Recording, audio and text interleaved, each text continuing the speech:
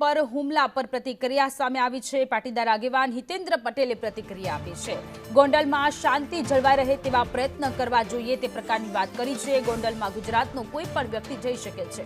પથ્થરમારો યોગ્ય નથી, કાયદો કાયદાની રીતે કામ કરશે।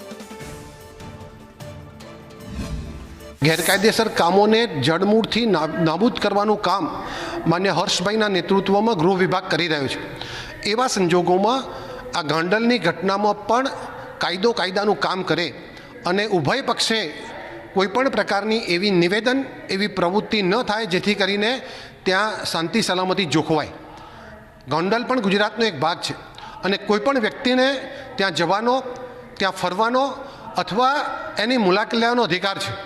કોઈ વ્યક્તિ, કોઈ જૂથ કે કોઈ ટોળું એનો વિરોધ કરે, એને રોકવાનો પ્રયાસ થાય, એને હુમલો કરે, એની સખત નિંદા કરું છું અને જ્ઞાતિ જાતિ પંથ પ્રાંતિ ઉપર ઉઠીને ગુજરાતના નાગરિક તરીકે કોઈ પણ વ્યક્તિને ત્યાં જવાનો અધિકાર છે એ આપના માધ્યમથી ગોંડલના લોકોને પણ જણાવું છું।